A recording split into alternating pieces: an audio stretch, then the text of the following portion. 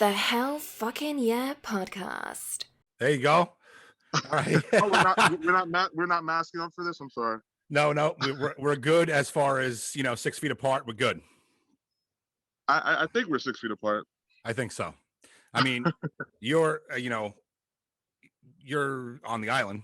You live pretty close to me, but I don't have the setup to do it like in person yet.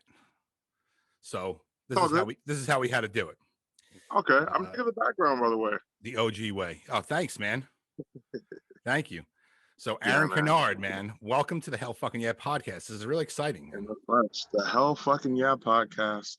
That's right. I feel like all my church going folk that I know and all my family are gonna be like, oh my God, he just cursed. Sorry about that. It's funny, when I first created this show and thought of the name for it, I was like, that's it. That's the name. And then as time went on, I was like, is that a bad name? Like, is that going to turn people off? Are they not going to want to watch it? Or they're not going to want to be on it? And I have a very diverse group of people that are on this show and nobody cares. So you know what? I've checked out quite a few of your podcasts. So I'm really impressed, man. Like, how long has this been a thing? You catch it on like fire. Thanks, man. Yeah, I appreciate it. I started September 1st, like officially doing this. So yeah, 6 months. Very nice. Crazy. This is the 40th episode, man. I like nice even numbers. Hey. This is the 40th episode, and I couldn't think of a better person to do this with, man. I'm very excited. Oh, man. That's so kind. glad to be here. Yeah, man. Very, like I said, big fan of the show, and looking forward to this podcast. Awesome, man. Well, I'm a big fan of you. So you're a very popular guy, man. I put out these every show. I put out promos. I put out like a picture with a name on it, and I do my little graphic design work, and I got a huge response from this one, man. Probably my biggest ever. And because you got a lot of people following you, a lot of people are into your music and what you do. And dude, this is great, man. This is great for both of us. So listen, I want to tell everybody out there a little bit about you, and then we can get into just some questions, just talking, shooting the shit. This is going to be really easy, comfortable, fun. There's no pressure, So for those who don't know Aaron, he's an incredibly talented trombonist, vocalist, composer, professional wrestling encyclopedia. I made that one up. And you are. And just a hell of a guy. I'm honored to have you here. So let's talk about the music a little bit. Absolutely. How long have you been playing the trombone? Since as long as I can remember. Actually, I kind of a late start. I started, like I know a lot of the people up here in the state of New York start around like 2nd through 4th grade. I started in 6th. Okay. And honestly, I just started playing trombone because my best friend started playing trombone. I was just like, I want to do it too. Yeah. And who's better? Who's better now? Out there, but I love the trombone. It helps me relieve stress. It's my outlet, and I just love studying my instrument. I'm still, I guess I'm considered a professional to most, but I'm still always going to be a student to music and a student to the game, and playing the trombone. And honestly, with the pandemic and everything, it's been rough. I honestly went through a phase during the pandemic when I hadn't played for a while, and it felt really nice to pick it back up recently. As you know, things are starting to open back up here in New York. Yeah. And things are going good with that. That's good, man. Yeah, it's funny. It's like this pandemic either gave things to people or kind of took them away. Like for me, it was a little bit of both. I had my business going. I had a barber shop. I had to close it down because of the pandemic, and then when it opened back up, it wasn't there. The business wasn't there. So I was like, you know what? I'm going to take this opportunity to do something that I've always wanted to do and just fucking go for it. And so I got this out of it. But a lot of people, especially musicians, I talk to a lot of musicians on this show. They, this was a tough time for them. For sure. I know you work a regular job as well, but a lot of these musicians, that's all they have. They have their guitar. Have a regular job, right. Right. They have their guitar, they have their microphone. They don't have that second job, or I mean, yeah, they can go get, something to do on the side, but for the most part, their paycheck is going on tour, selling records, selling merchandise, and they lost it, And on top of all that, because when you're a musician, you don't have, a W-2. So there's no unemployment, you can't collect unemployment, you're screwed. So I mean, they do have a musicians union, but right. For the most part, much like myself, a lot of musicians do it because it's their passion, their outlet, right. their therapy, if you will. And they even say a lot of mental health issues have been increasing since the pandemic began. Big time. And it's been causing not only problems as far as people that have been losing jobs, houses, music, and what have you, but people who have newfound mental anxiety and such. Yeah, man. It's caused a lot of issues like that too, man. Like I was saying, this either took away from you or gave something to you, or both. So yeah, I can't even imagine, having severe mental health issues during this whole shutdown thing. I mean, it's crazy. A lot of people are, especially like younger kids, they if they get stuck at home, they can't go to school anymore and their home life isn't so great. This is it's a bad situation. Bad situation. I'm glad everything's opening back up. And I'm really happy that, bands or people such as yourself are able to get back out there, do what you love to do. Absolutely. And people are going to be coming out in droves, man, because they're so fucking tired of being in the house that it's going to be like, it's going to be like, remember the Great Depression back in, early 1900s? Yes. Then what they had the Roaring 20s. That's what it's going to be, man. It's going to be the Roaring 20s. Like fucking people are just going to be coming out in flocks. I'm actually looking forward to it too. I had my first show back in probably about a year with a band that I play with called Funkin' Yeah. We performed February 12th for a not Good Friday. It was for one of those Mardi Gras events, and we played at the Blue Point Brewery over out in Patchogue, and a lot of people showed up. I think there was maybe a 150 person cap that just exploded right out the door. Wow. So Mardi Gras, huh? You got beads and you hand the beads out and they, the girls lift up their shirts and all that? No. we still had COVID precautions. I'm not sure if you can get COVID from human breath, but I don't think so. I think that's one thing that, it's one thing we're safe from. So imagine breast COVID. Yeah, right. Oh my God. That now talk about mental health, dude. I'd be depressed. I'd be fucking sitting in the corner, like crying.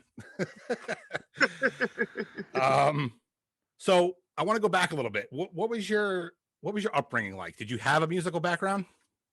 As far as like people in your family? My grandmother, who is no longer with us, she actually played the tenor sax growing up. Wow. I've never heard her play. That was something that she did way before I was ever conceived, but apparently she was a very good tenor sax player. Yeah. My aunt played the flute. For the most part, no. On my mom's side of the family, we don't have a lot of musicians in our families, but we do have some people who can sing. Yeah. So, and then on my father's side, I'm gonna be honest, I don't know too much of my family on my father's side, but I heard that he actually was a singer. He played the drums, and he played a lot of sports too. So maybe that's where I get it from. Yeah, man, it's in your blood, man. It's in thanks, your blood. You're I've heard you play, and I know it takes a lot of hard work, obviously, to get to where you are professionally, but it's natural. It's natural. You sound great. Yeah. Like I don't understand. I mean, I can see how, I guess, but looking from the outside in, I don't see how a lot of people are very nervous when they're on stage, because for me, it feels natural to me. I enjoy what I do. I do what I love, and playing my horn is probably, again, the most therapeutic thing to me. So I don't even care if I'm in front of 2 people, 1,000 people, Yeah. 5,000 people. It's been done, and I treat it all the same. I just really enjoy what I do, and the pandemic really taught me that, you know, somehow I still didn't appreciate it like I should. I think a lot of us took the just everyday things for granted. Sure. And I know that once everything is fully open back up, I think we'll have a new appreciation, a new lease on life in general. And Definitely, man. I'm very excited for that. Definitely. So when you're on stage, you don't feel that pressure. You don't feel like anxious or nervous. You just fucking go for it, man. Right? Absolutely. It all just goes away. You had anxiety down as something you wanted to talk about. So where does the anxiety come from? Is it something that happens before you get on stage and it goes away, or is it, To be honest with you, the anxiety isn't really as much a music thing, as much as it is an everyday life thing. And to be honest, I never quite understood what people meant when they said they were having a panic attack or going through anxiety or whatnot. Mm-hmm. And again, to discuss the pandemic, around probably July or August, I started getting this weird feeling on my chest, thinking that I had like some sort of problem or something. Right. And I actually had to go to the emergency room. I knew something was wrong. And when I went there, now I got my vitals checked, got everything checked. My heart is perfectly fine. My cholesterol is great. I'm actually down 52 pounds since December. I've been working pretty hard at that. Still got some more to lose, but they said to me that it was a massive panic attack. Okay. And ever since then, here and there, I get like a deep feeling in my chest, or it feels like what may be the start to what may feel like a heart attack. And it's a serious thing. It's no joke. And what brings it on can literally be anything. Yeah. For me, it started as just everyday stress. Like, oh, I argued with this person, or oh, my friend is going through something. I feel bad for them. And pretty soon I started feeling more empathetic towards people and how they feel.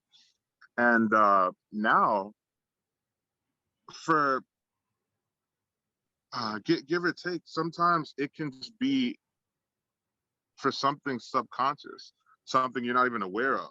Right. So you can just be completely fine, and then the next thing you know, you have to take a breath, or you have to like go outside and clear your mind. And it's really taken a toll. And I'm sure I'm not the only one that has started feeling like this since the pandemic began.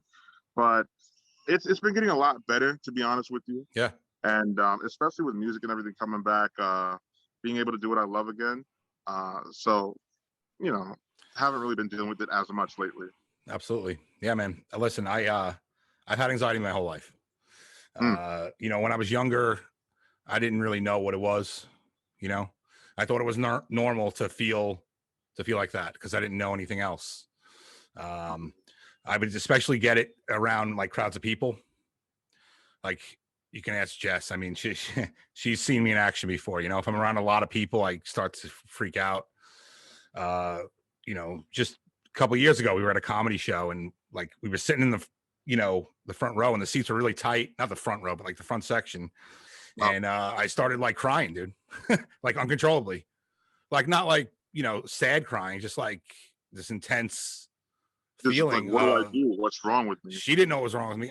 To be honest with you, I didn't know it was. I knew it was wrong. I knew what I was having a panic attack, but I didn't know where it came from and how to stop it. And after some magical medications and stuff, I'm great. But I used to be nervous all the time. When I first started doing this podcast, man, forget it, dude. My first couple episodes, trash. I mean, not the people that were on it. The people that were on it were fantastic. Right, I get it. But me, as far as being asking questions and just keeping a conversation going, no. You're kind of learning along the way as you go. Yeah. And now you compared to you now compared to you back then is like night and day, I'm sure. Right. And this wasn't even that long ago, man. It was 6 months ago. And it was kind of like a crash course in doing something that made me incredibly uncomfortable and just getting through it by doing it, For sure. One of my good friends, a musician, I interview him a lot.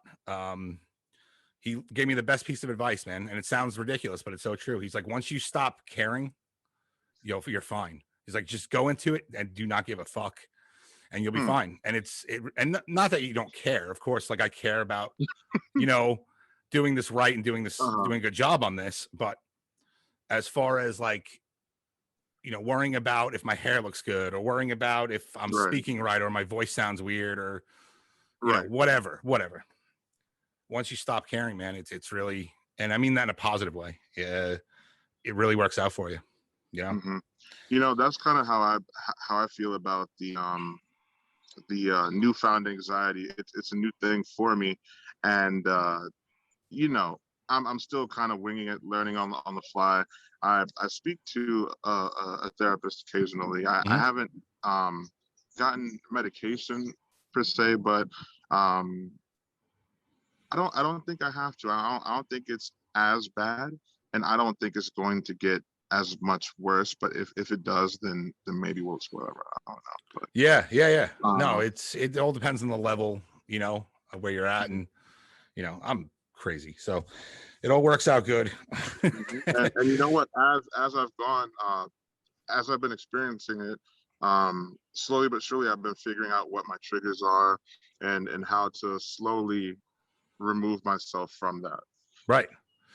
And would you say that music really would you consider it like a cure in a way? Listening to it and performing it, a cure. Oh yeah, no doubt. Like that's the number one thing. Like I feel fine whenever I perform. I've never performed and felt anxious in my life. That's great, man. That's my great. life. Yeah. Like I don't know if you ever seen those people. Sometimes they're on America's Got Talent, or they'll have like a severe mental disability, or they'll have Tourette's syndrome or things like that. And they can't, hold a conversation or not whatever. I don't want to say anything offensive. They just can't like function in regular everyday activities. Right. When you have a distraction, you can't focus as well as somebody that doesn't have a distraction. That's just what it is. Right. Right. You give them a piano, a keyboard, or a microphone, and they completely change. And there's no more stuttering, or there's no more disability almost, in a way. It's like it's almost like a completely different person. It's incredible what music can do, not only for someone listening to it, but for someone performing it, Yeah. Something about people with some people with autism. They have exceptional talent. Yeah. Like a lot of times they're good at one or two particular things, but when I mean good, I mean they excel. Like they're there's probably a prodigy trombone player out there about to take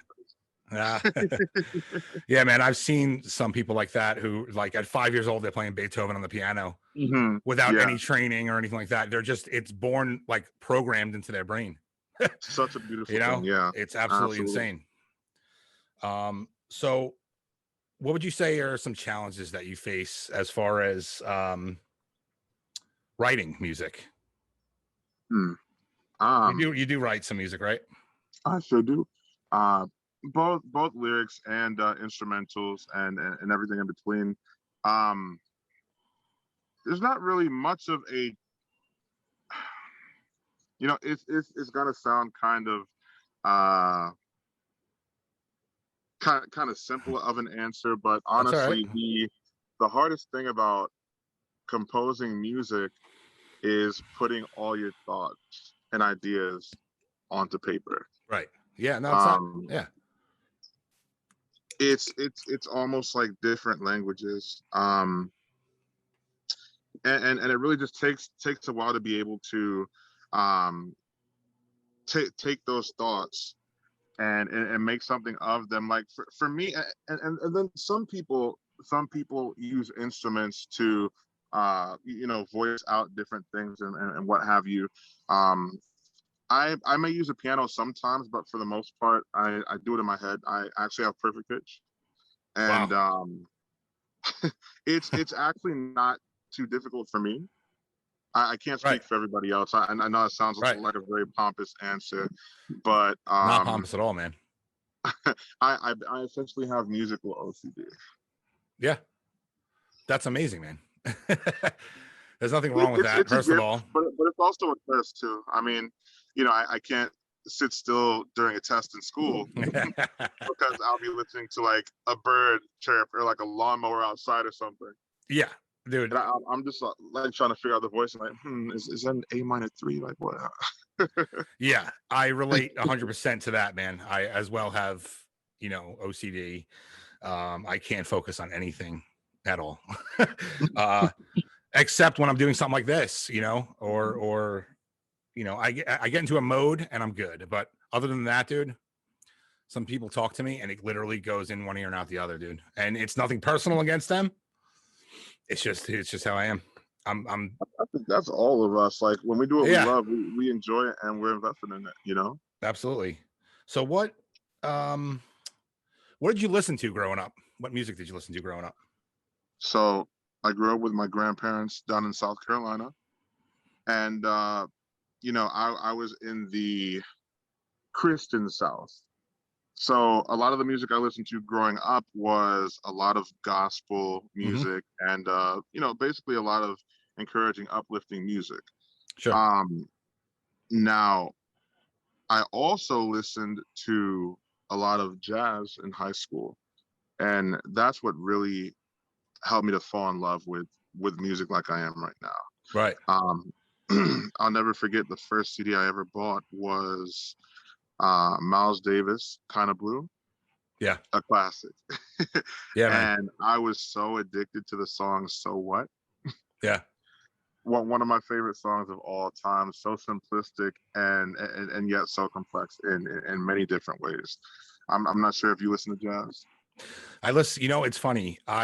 I'm like a music encyclopedia, I know a lot. I know almost every genre. I would say, I don't really listen to like country, but that's pretty much it. And even then there's some country I like Johnny Cash, and I like some of the outlaw country.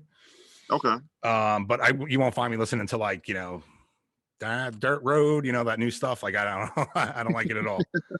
It's just not my thing. I find it's just very manufactured and it's not coming from a real place. Yeah. Yeah. So my point to all this is that I'll listen to any kind of music that comes from a real place, as long as it's true.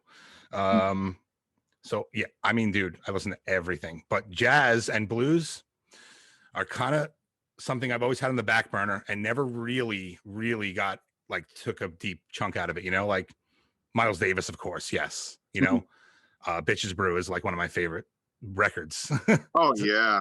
That's just a masterpiece, I even asked one of my close friends who's really into jazz. I was like, give me some stuff to get into. He gave me like Charles Mingus. And I love Mingus. Yeah. Fathers. Yeah. And so I've been listening to more of that stuff now recently.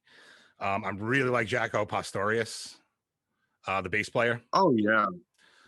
That guy's mind blowing. I didn't even know about it, so I learned, I do this show, this show, The Best Shit You Never Heard. I do it on the radio. And basically what the show is just a playlist show. I just like take a genre or an artist and I just play what I think is the best of it. And hopefully, other people listen to it. But the biggest thing I got, what's that? You try to get people invested into the music that you're trying to portray at the time. And get exactly. them more of it. Exactly. Cool. But what's really cool that comes out of it is I learn a lot. Like I get into these other like genres or artists that I've never heard of because I'm researching, so I'm just like, I'm a sponge, dude. And as much as I love music, I can't play it for shit. Can't play it for shit, dude. That's quite all right, because just as important as the musicians are, the people who can appreciate the music are simply just Absolutely. as important. Absolutely. Seriously, we appreciate all the people that come out to our shows, and when I perform with my band Soul Purpose, we always have such a great following and such great support, and it means a lot to us, because without those people there, it's a little harder to get into the music. Absolutely, man. And we're definitely gonna. I have it written down. We're definitely gonna get into a Soul Purpose. Sure. But I want to ask you now. We were talking about inspirations, influences. Are there any influences to your music that we wouldn't expect? You know, like obviously, you know, you play the trombone, so jazz and things like that are obviously on top of the list. But is there anything else you listen to that we'd be like, what? That's crazy. Interesting. If not, then that's a no. very good question. Yeah. I have many influences. I mean, if we were just talking about trombone, I could say J.J. Johnson, Steve Turre, Frank Rossellino. But if we're talking about composing or singing, I mean, might not be surprising to most people. Stevie's a huge influence. Stevie Wonder. See, I like the band. A lot of people won't recognize this band, but the band Slave. They were around from the mostly from the 70s to the 80s. Okay. And phenomenal band. Their orchestration is top notch, and they started out as teens, dropping the funk. So yeah. Who else? Teddy Pendergrass. You know, Okay. Yeah. love TKO. Right. Gerald Levert, Luther Vandross. The list could literally go on and on, but those are probably my top influences as far as singing.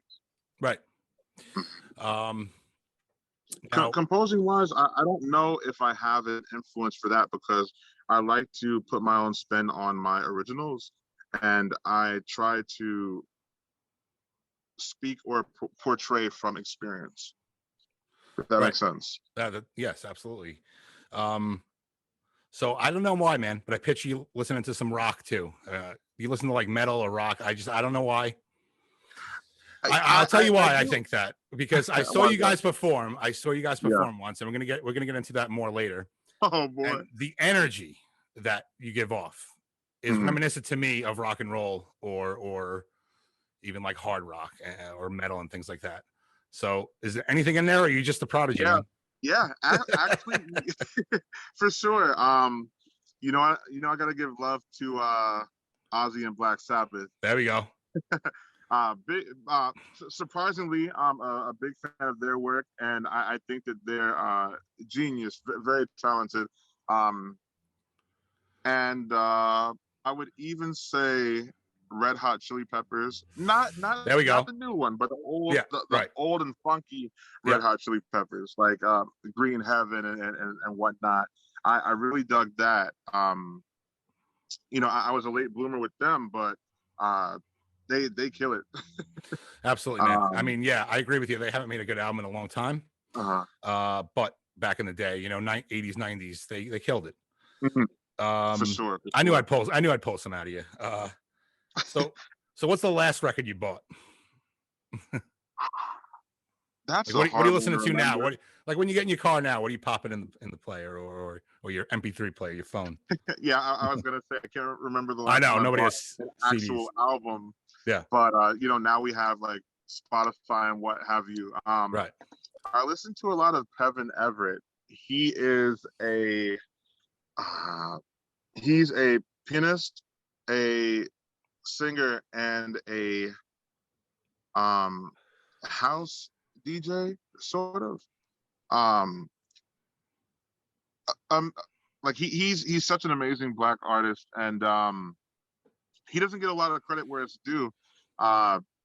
He's phenomenal, and you know, a lot of these musicians that are touring and I guess want to make more money, a lot of them go overseas and tour London, Asia, and what have you, like different parts of like Japan. And honestly, I mean, as much love as we get out here on the island, let's be real, I feel like most people across the seas appreciate music a lot more than we do here in the States. Absolutely, man.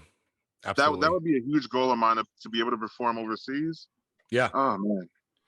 Yeah, no, it's funny, man. It's true. Like when you see, bands go on tour and, they do their European tour, you can see so much more, they're like fanatics, man. Absolutely. They are just, they eat it up, and we do it here too, but, it's a little different. A little bit. I feel like a lot of concerts I go to here, I mean, it depends on the band or what kind of music they make.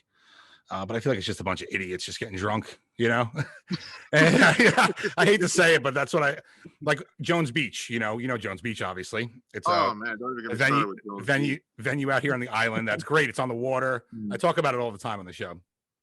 And it's just an excuse to go and like be wasted in public half the time. It's stupid. I don't think people really are like really there for the music. You know what I mean? But if you see like some concert footage of somewhere in Europe, it's like these people are just, they're like singing along. Yeah, exactly. Exactly. Ambulances happen to come and pick up people and take them away. Yeah. Man, Michael Jackson, like he would turn to the right and then like half the audience would just drop. Yep. Yep. No, it's crazy. It really is. So let's get into Soul Purpose a little bit. You're the band leader, singer-songwriter, trombonist. When did the band form? Sometimes it can be a blur because roundabout. It seems like everything's still so new, but at the same time, they become a family of mine. Soul Purpose. We started back in late 2015, I want to say. So we're still, I guess, considered fairly new for a band, but a lot of people know who we are. We take pride in bringing a high energy approach and getting people to dance. Higher energy is right, man. I saw you guys, I want to say last year. I have lost complete track of time over this past 2019 year. Probably because last year. Definitely 2019. Definitely 2019. Yeah. See what I'm saying? Like last year, I thought I did shit. I didn't do anything last year. I sat on the couch. It was a crazy year. I was lucky to see you guys before, man. Like I said before, the energy you guys give off is mind blowing. It really is. Oh, thanks, I got tired watching you guys, and not being bored or not entertained, but because I'm fucking old. It was it definitely was kind of late, though, I'm not gonna lie. I remember that show very well, actually. We took a hilarious picture. Yes. Oh, you know what? I'm gonna share that later. Came on, huh? I'm gonna put it in the video. I think I'll put the picture in the video right here. Yeah, for sure. Yeah. No, that was a great night, man. And like I said, you guys, I don't even remember, we got there like 8:00 and like 11:30. You guys were still plowing, man. You guys were still going. And yeah, there's still a lot of people there too, for sure. Us old guys, Jess and I, we were just like, all right, this is fantastic. We don't want to go, but we gotta go. We're gonna fall. I haven't got, like, I used to go out when I was in my 20s and stay out till 4:00 in the morning, go to breakfast, go to sleep, wake up and do it again. Now, dude, 9:00 hits at night. I'm fucking done. People text me and I'm like, oh, I can't talk. I'm going to bed. Those were the days indeed. I'm about getting to the point where I can't do it no more. No, how old are you now? How old are you now? I'm old, man. Don't make me feel my age. Nah, I'm in my early 30s. I am 31. Oh, dude, that's young, man. Hey, I'm gonna be 40 in 2 months. Not even 2 months. Hey, man. All right. 31. You worried about being old? You're not old yet either. You know what? We feel old. We feel old because it's been too long. Yeah. Mentally, I don't feel old. Mentally, I don't feel old, but physically, sometimes, whew, I'm shot. Yeah. I mean, I get tired sometimes, but I'd have to agree. I still feel like even though I have an old soul as far as music and whatnot, I'm still right here, playing my Switch sometimes and watching, anime and watching some WandaVision and stuff, So, you're as old as you feel. Like 100%, man. So How long do you guys normally play during like a normal gig? Anywhere between, the extreme would probably be like a wedding, so maybe that's like 3 or 4 hours. Yeah. But for the most part, we usually do like 2 to 3 hours for a show. Okay. I mean, that's still a lot, man. Oh, definitely. A lot of And bands you go see. Yeah, a lot of bands you go see, they play for an hour. Mhm. 2-3 hours. It's crazy, and you're not playing. Love ballads for the most. It's high energy stuff. It's funk. It's fucking so much energy, man. It's crazy. Yeah, here we are. We're not the conventional band. We have 10 pieces. Yeah. But between me and two other singers, two other horn players, and a full rhythm section. But it also allows us a lot of creativity as well. A lot of the music that we do perform is usually right on the money, as far as what we wanted to sound like compared to what it sounds like on the album. Yeah. And at the same time, we add our little twist to it as well. And I feel like people enjoy that. Do you guys have albums out? No albums, no, but we are actually going to be working on a few originals as well, and try to incorporate that into the repertoire. Awesome, man. Awesome. Mhm. So I met up with you the other day because I'm not going to say why, because we're going to get to that at the end of the video. All right. So you've been going to the gym a lot lately, man, right? Yes. You look great. You look great, dude. Thank you, man. I'm still working on it. I'll be forever working on that. But like I said, I am down 52 pounds since December, and honestly, it hasn't felt like a chore at all. Yeah. I've really just been focusing on speeding up my metabolism by eating, in 3-hour intervals, and eating the right foods, of course, and then just basically going to the gym 4 to 5 times a week. Even if it's just to get some cardio in, and I try to work on some groups and whatnot, such as like my back and bis, chest and tries, and then like I try to do shoulders and leg day, on the same day, but sometimes you gotta split those up. Mm-hmm. And it hasn't been too bad. I also fast once a week. I'm trying to move that up to 2, but 1 is still kind of a challenge to me. I'm not even gonna lie. Today's actually my fasting day, but I'm gonna forego that for a second.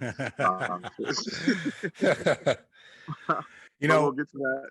Yeah, we'll get to that. Dude, I see you on Facebook every day. I'm on my way to the gym, or I'm at the gym doing this and that. Your determination and your consistency is very inspiring, man. I appreciate that, man. Yeah, man. And like I said, I feel. Mm-hmm. No, go ahead. No, I just feel like, I'm not trying to like brag or anything, whatever I like post or like make make a point about it, but I really just want to hold myself accountable. Yeah. I don't always follow through with everything that I want to accomplish in life, so I want to make sure that I do with this. Absolutely. And it's a very important thing, because it's easy to sit home, and again, going back to the whole mental health thing, it's easy to just sit home and eat junk and feel bad for yourself and sulk and worry, but going to the gym also alleviates a lot of the stress I have in my life, a lot of the anxiety issues and what have you. And I feel not only more positive afterwards, but my body's more relaxed. I can get myself into that fat burning mode and just chill out the rest of the night. Absolutely, man. Listen, this is for the ladies. What are you guys waiting for? What are the ladies waiting for now? What we're gonna do? They're waiting for the next 50. That's what. What I'm gonna do? I'm gonna put your phone number on the bottom of the screen here. I'm just kidding. Unless you want me to, I'll do it. I'll put your phone on the bottom of the screen. You're the nicest. One of the camera, bro. You're one of the nicest people I've ever met in my life. I appreciate. You're insanely talented, and now you're fucking jacked, dude. Win-win, guys. Let's go. Give Aaron a call. Let's go. No, seriously, man, it's inspiring. There we go. What was I going to say next? Shit, I lost it. This is gonna get cut out.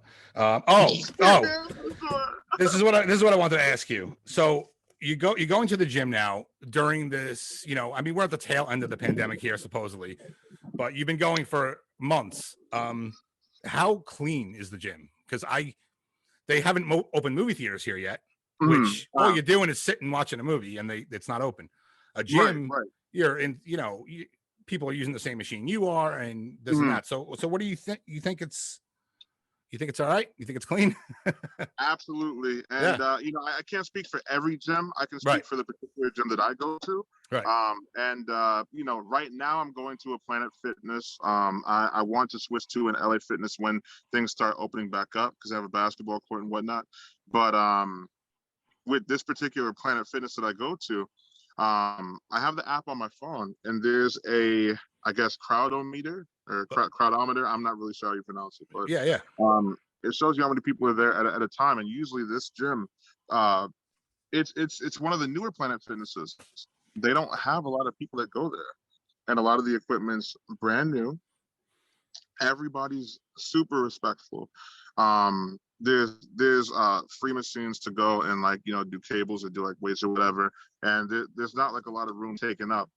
And the employees there are so good with cleaning and sanitizing and whatnot. There's hand sanitizer at like every station to go like grab like a paper towel and like wipe off your equipment and stuff, and everybody wipes off their stuff before and after they get on there. So I really haven't had any issues there. They claim they haven't had any COVID cases so far at all. Pretty good, man. That's pretty good. You know, it's now I'm assuming you have to wear your mask. Of course, yes. I wouldn't be able to do that, man. Not this one. This is gonna feel like waterboarding, so you wouldn't wear one of these. You know, I just get one of the thin medical masks that they have. Gotcha. Those thin light blue ones. Yeah. Waterboarding. I was gonna say, man, yeah. Like if you're sweating through one of these, it's so hard to breathe through. Right. Yeah, I can barely breathe with it on, like just sitting down, you know. So it's like I couldn't even imagine, man. I want to go. Like I want to go to the gym, but that's like kind of deterring me. Not the cleanliness, the wearing a mask while working out. Just get one of those thin blue ones, and it hasn't really deterred me at all, because like I sweat like a wildebeest, bro. and it hasn't really stopped me from doing anything. You know, it's just like a slight difference, but not enough to make you not enough to make it an issue. Right. Dude, I probably wound up like making a hole in mine or something, you know.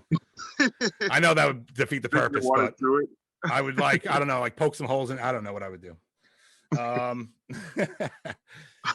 right, so we talked about, you know, music. We talked about anxiety, mental health. Let's have some fun. Let's talk about some movies, television, things like that. And then we got a little surprise planned. Sounds good, man. So I know you're really into the stuff. I am too. What are you watching now? Like, what are you watching on TV or all the streaming services that exist? I just got done watching WandaVision. Huge Marvel fan. Yep.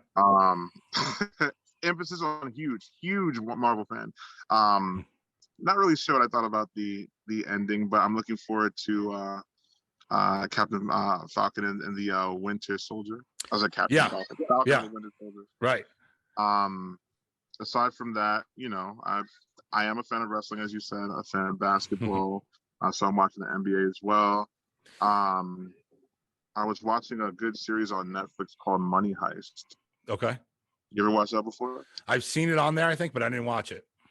Oh, you got to binge that as soon as possible. There's 4 seasons with a 5th one coming out. That show is incredible. Yeah. I got to check that out.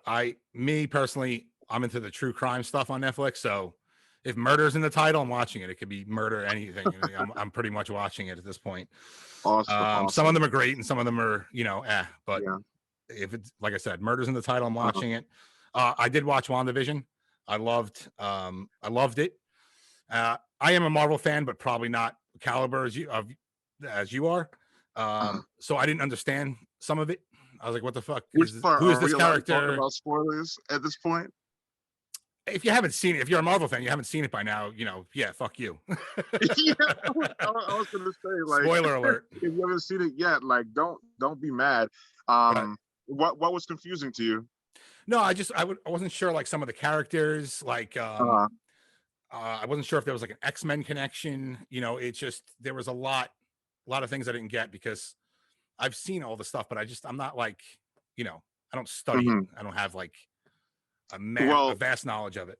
Yeah, well, Scarlet Witch is supposed to bring forth this huge event called the House of M, and it's supposed to bring forth the rise of mutants in the Marvel universe. Okay. We're not really sure what the after effects of her actions are yet, so hopefully we'll see. I mean, like, there's another series called Doctor Strange and the Multiverse of Madness that's coming out, I think, next year. Which sucks. I mean, I can't believe it's coming out in a year. Right. But that's supposed to pick up on a lot of the, I guess, after effects and results of what Little Miss Wanda did. Yeah. Yeah. Now that was it, right? That was a limited series. It's over. I believe so. Yeah. I doubt they would come up with a season 2. Like what else? Yeah. You well, know? I mean, yeah, literally the last episode was called the series finale, so I'm assuming that it's over. Yeah. What's the last movie you saw?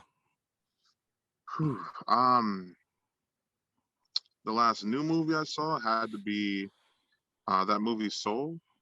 It came out on Disney Plus. Yeah, we saw that. That was dope. Yeah.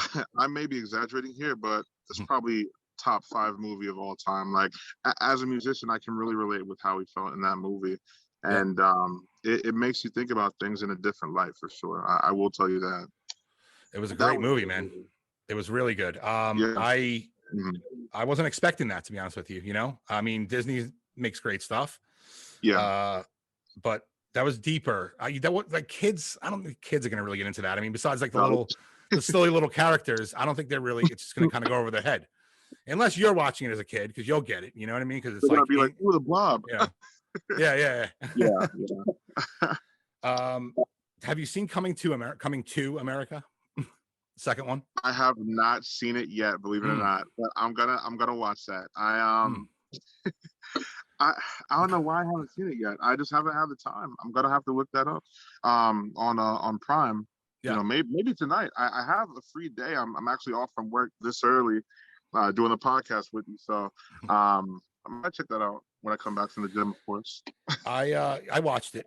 I don't know. Did it live up to the hype? Dude, I personally didn't like it. Wow. Okay. Yeah, I personally didn't like it. I thought it was like it jumped the shark like big time. You may love it. You may love it. Or what's that? Were they trying to do too much? Yeah, it was way too much going on. It had some like really like it showed them when they were younger, like Arsenio and Eddie Murphy, and they used like the same kind of CGI that they used in Star Wars. Like, oh man, like with Princess Leia, which Disney pulled it off because they have, you know, they could throw millions of dollars at it and make it look good. They didn't pull this off. It looked bad. And I'm not going to base the whole movie just on bad CGI, but it was pretty bad. Not sure if you ever saw Fresh Prince of Bel-Air when they showed the Will had a dream where like he got married and like he was like old and fat and whatever, and like he was looking at his baby and his baby had like the head of Will Smith on like a baby's body. I was like, oh my god. Or did you ever see like Little Man with, you know, the Wayans brothers? That's the level. That's the level of CGI it was at, dude. It was bad. Oh no, that's bad. Okay. Yeah, maybe a little better than that, but not much. And that was done on purpose. That was done poorly on purpose. You know what I mean? Yeah, definitely gonna have to check that out. Check it out. Let me know what you think, because I want to hear. I'd love to hear everyone's perspective on it. Yeah. So yeah, we'll talk about wrestling a little bit. AEW Revolution. Did you get to watch it this Sunday? I did. I was gonna ask you if you watched it. I did. I can't. Like, I mean, and you know what? The pay-per-view itself wasn't bad at all. I was actually watching the pay-per-view with Steve the other night, and everything up to that point, you know what I'm talking about. Everything up to that point was fantastic. And like, you know, once the huge botch at the end happened, I was dying to know what they were going to say about it. Yeah. I think some of the guys said, "Oh, you know, Kenny pulled a cruel joke and Right. and Like he made a shitty bomb or whatever." But then, if that's the case, why did Eddie Kingston act like he was all passed out and shit? You know? Yeah. So for anyone listening, in other words, they could have said it was a dud. Right. So for anyone listening, if you have no idea what we're talking about, AEW is a wrestling promo, just like WWE. It's a little different. It's much newer. And they had a exploding barbed wire death match as the main event on their last pay-per-view. And it just did not go to plan. Basically, the match was good. You know, I feel like the match had a timer of 30 minutes. Right. And if they weren't done by 30 minutes, then the ring explodes. Right. And now we all know wrestling's, you know, set up and things like that. And I knew it wasn't going to explode like, you know, blow to pieces and kill somebody. But what we got when the timer went off was like 2 Roman candles.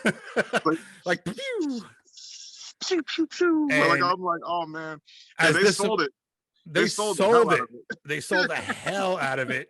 So the guy was handcuffed in the ring. He was supposed to explode. So one of his buddies came out and jumped on top of him to protect him from it. And they just kept it going. Like medics came out and the guy who jumped on top of him was passed out. Yep. It was insane. Now, I was a little disappointed, not gonna lie. Of course, I didn't want to see anybody get hurt, but it was a really big botch. But thinking about it now, it's probably one of the funniest things I've ever seen. I think so. I think so as well. And you know what? Like if they ever show it like on a recording or like a recap, they're probably just not gonna show it. They're probably just gonna show like everything faded black or maybe like CGI it. And you know what? That's perfect. That's the kind of publicity that they needed to like step their game up. I think a lot of people said it was like one of the worst shows they've ever seen. I disagree. I disagree 100%. I think it's good because we're all talking about it, you know. We're all talking about it, and even though it was a botch, you know, it gets everybody talking, you know. And AEW is quickly gaining steam. Yeah, man. I mean, they are new. You know, they are new. Tony Khan is behind it. He is he's the CEO of AEW. He owns the Jacksonville Panthers, right? Jaguars, yeah. I'm Jaguars. Not sure if it's his dad, but his family owns the Jacksonville Jaguars, and they had a lot of money to blow. They really did. They have a lot of money, but they don't have Vince McMahon money. You know, Vince McMahon has a fucking T-Rex skull in his office. They don't have that kind of money yet. But they are trying, and they really do have some great people, great wrestlers, great matches. But that botch, man, that was one of the funniest things I've ever seen. It really is. It's hilarious. Yeah. JR was like, by God, oh my God. Yeah. So the 2 guys who were fighting, Kenny Omega and Jon Moxley, they had a fight a year or 2 ago, Full Gear, which was the most violent fight I've seen in recent history. Yeah, that was a bloody mess. Yep. And I think they got in trouble for that a little bit. So I feel like they kind of scaled it back on this one, which is fine. But I don't know. I felt like they were being very cautious in the ring, and it was awkward, kind of moving around, you know? Yeah. But it was entertaining. Each other out. Yeah. It was entertaining. And at the end, you know, as disappointing as that was, in retrospect, it was really funny. All right, man. So listen, this is what we're going to do. First of all, before we start wrapping things up, do you have any upcoming shows with Soul Purpose or Funkin' A? Absolutely.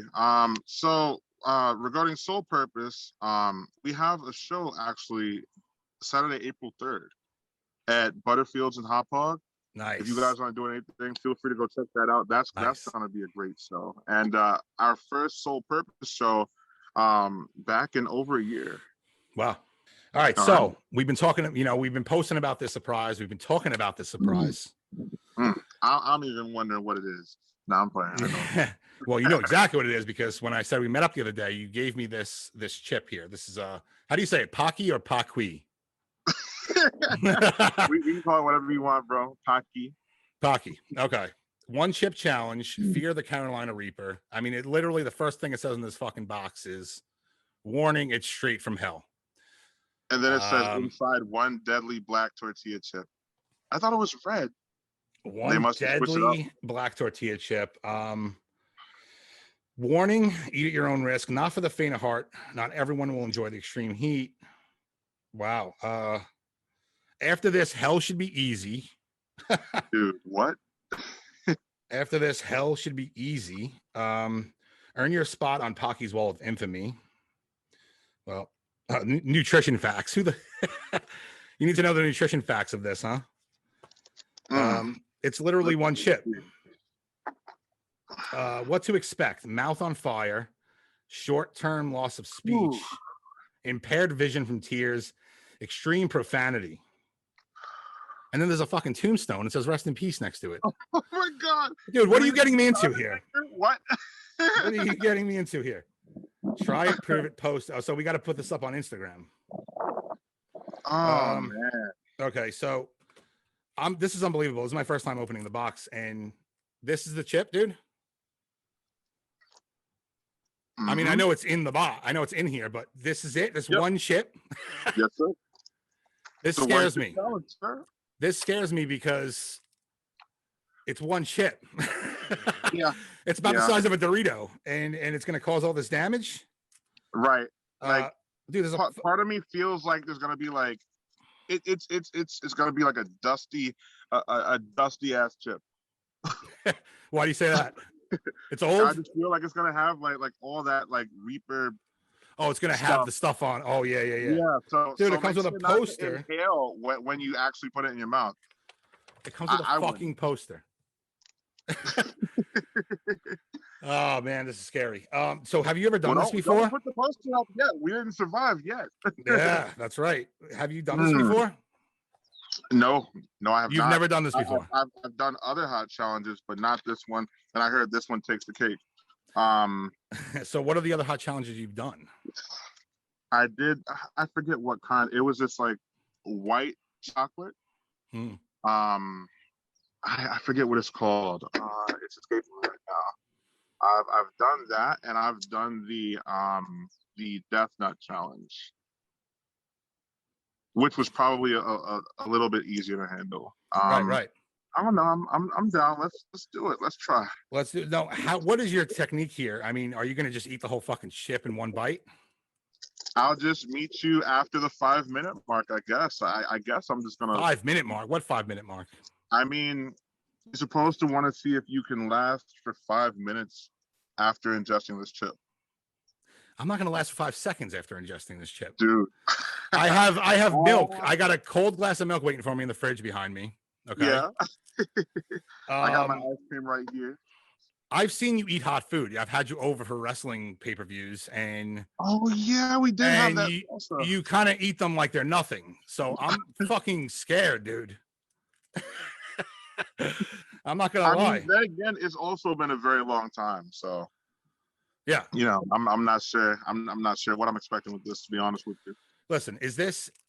How are you gonna eat this? Are you gonna just put the whole thing in your mouth and chew it? I can't sit here and nibble on this thing, dude. Yeah, like, I need to get this over with.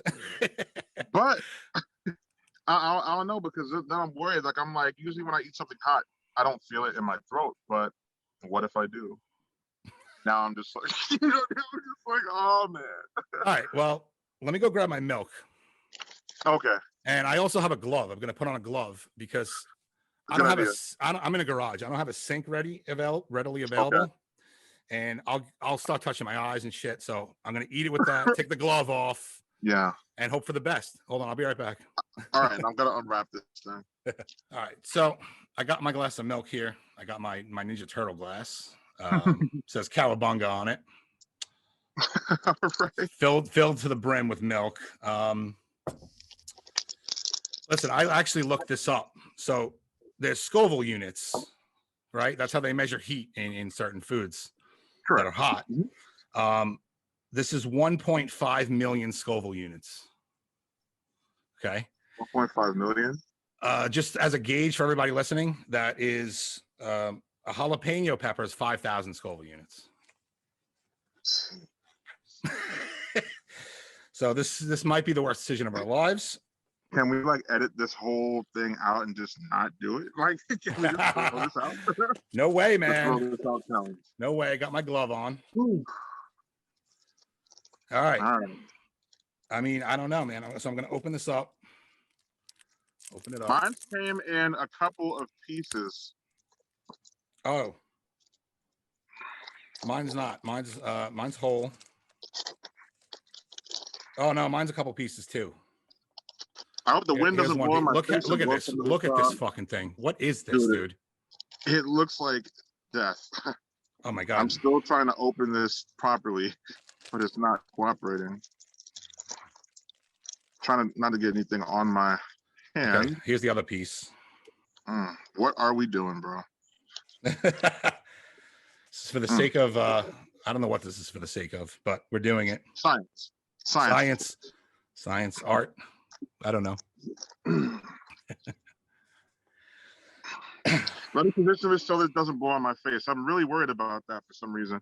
Well, yeah, do not get this in your eyes. I can tell you that, because I have these gloves on and it's already caked in like powder. So, oh boy, do not rub your eyes. You got your milk, you got your ice cream, you got whatever you need. I do. Let me make sure it's open. Okay. All right, let's see how we're gonna do this. Okay. I have two pieces. I don't even want to touch the other one with my other hand. I have two pieces like this. Okay.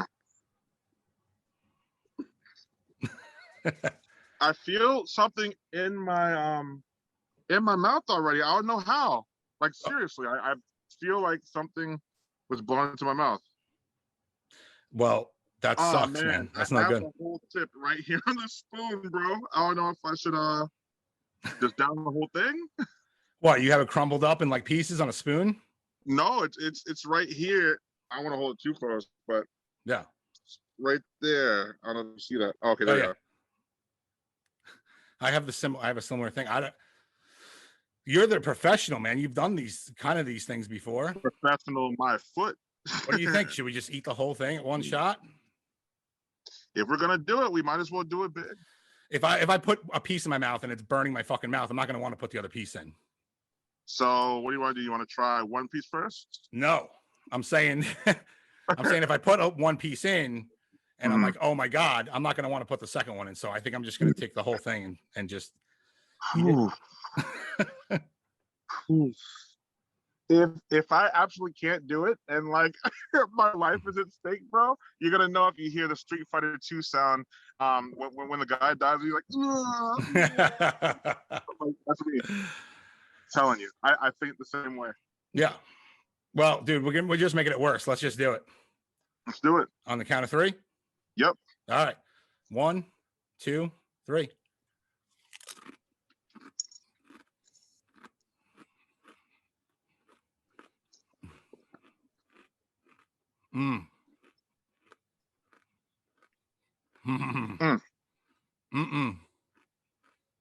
Oh no. Oh. Oh my God. I gotta take this glove off. Oh, fuck. Fuck. Oh my God. Burn, baby, burn. Oh my God. Oh, that's rough. Dude. Oh man. Oh my God. It's in my throat, bro. It tastes horrible. My lips. Ouch. Ouch. Oh my God. Woo. Oh my God. I just swallowed it. I just swallowed it. My fucking mouth's on fire. My throat's on fire. Yeah, oh my God. That's bad. Oh fuck. I lost. I lost. Give me 2 minutes. Oh my God. Oh my God. Dude, this doesn't even work. Oh my God. Woo, I'm crying, bro. Woo. Worst choice ever. Worst choice ever. It doesn't even work. Oh my God. Oh fuck. Oh man, dude. Oh fuck. Oh fuck you. The milk doesn't even work. Oh shit. Oh boy. feel like I gotta jump. This is real. I'm crying. How long has it been? Ooh. I don't know. Feels like an hour. Oh fuck. You all right? No. Oh my god. Yes, I am. Oh fuck. Dude, who made this? Oh my god. That's the worst decision I've ever made in my life. Oh, it's so hot. Oh my god. Dude, the milk doesn't even work. It's like boiling the milk in my mouth. I need a tissue. I need a fucking tissue. Dude, my head hurts. My whole head hurts. Oh, fuck you. Oh, my nose is dripping. I'm sweating. My ear.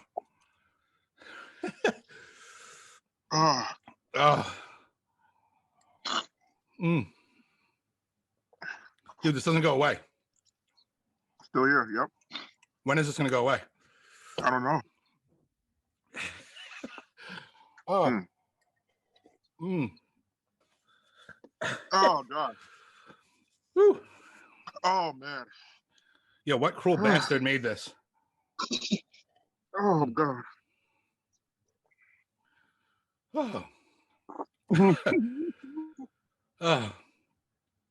won't go away. It won't go away. My mouth's on fire. Dude. First and last. Definitely last. Oh, my God. First one didn't even count. Oh, my God. Who would buy this? I won these. I would never buy this, bro. Iced tea don't help. Nothing helps. My God. Nothing's helping. Oh my God. Whew. I can't even really laugh. My mouth hurts so bad. You hurt. I'm like in pain. It's pain, just pure pain. What are you doing? Are you eating ice cream? Yeah. Oh, I thought you were still chewing the fucking thing. Oh my God. Oh my God, I'm crying. I don't know if I'm ever gonna be the same. Worst challenge I've ever taken in my life. I don't think I'm ever gonna be the same. I can't play trombone anymore. No, I'm playing. Yeah. This is my last podcast, guys. Fuck you. What I do? No, I'm kidding. It's still there. Nah. Oh man, for a second, I thought I wiped my face with the chip with a chip towel that I had. I didn't want to look at this fucking box. Get the fuck out of here. Oh. Now I have calories to burn at the gym. I feel like I just burned calories. If I make it to the gym. Oh shit. Dude. I want to drink water, but I heard it's worse. Yeah, it's gonna make it much worse. Although I gotta say the milk didn't do anything. My stomach feels my stomach feels funny. Oh my God. Oh yeah, I think I'm gonna have a rough night. Now this is a real exciting podcast people listen to and watch, but I can't say anything. I can't even. My mouth hurts when I talk. My fucking mouth hurts. Oh, shouldn't have let it touch our lips. Yeah, when my lip touches my other lip, they hurt. Oh shit! I'm out of milk. Oh, stomach. Oh my God. That's a rough feeling. Woo! All right. Oh man. Can't stop tearing. Maybe we'll make a part 2. There's no more part 2, man. My life's over. Oh man. It's over. Whew, God. Whew. I think I gotta drink some water or something. I have How to, you doing, man? You all right? I'm good. I'm good. Whew, I just feel it in my stomach. Lord. Whose idea was this? Oh. I don't know, man. I think it was yours. Don't blame this on me, bro. Whew, I gotta get up. Get up. Get up. And then we'll wrap it up. Oh.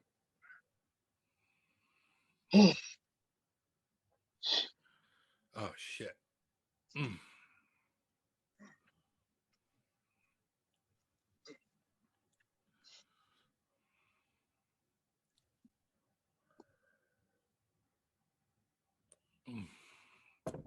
That rocked my ass, man. That kicked my ass. Hell yeah, bro. Whew.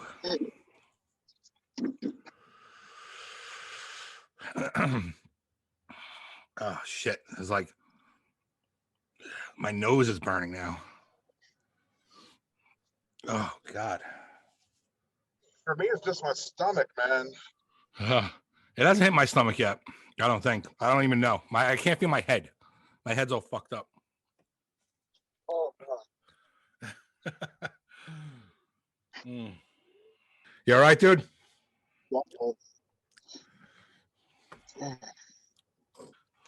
Oh, boy. All right. I'm back, man. How are you doing? Ooh, I'm good, man. Good. You're sweating. Yeah, man. Oh, this is good. It's cold. This is good. Oh. Dude. Wow. Let's talk about that for a second. Yeah. Oh, dude, I threw mine like across the fucking house. Same thing. I threw everything's over there. Oh, that was the worst burp. Ow, it's hot again. Oh. Yo, what? Hold on. Okay, I'm good. I'm good. Shit, man, you don't have acid reflux, do you? Nope. I think I just got it. Oh my God. Oh, man. That's no joke. Never again, bro. Shoot, Woo. man. I'm mad I even did this. Man. This is gonna be great, man. This is gonna be great. This is gonna be a great little video here at the end. Oh, no doubt, man. Thank you for having me on board, bro. Of course. If anybody wants to follow me in my escapades, my musical escapades, they can follow me at Aaron Kinard Official on Instagram and TikTok. Working on that. Should be TikTok, fun. nice. I haven't started anything yet on TikTok. I just went and got my name and got to figure it out as I go along. I actually just got a new job as a TSA. Nice. So I will be traveling to Georgia for 2 weeks to get some training done where they train Homeland Security. And I'm definitely gonna do some TikToks down there and see what's going on with crazy ass Georgia. Absolutely, man. That sounds dope. So my belly is on fire, bro. I am still trying to kind of come back into reality here, and I'm having a tough time. So I ask everybody the same question at the end of the episode.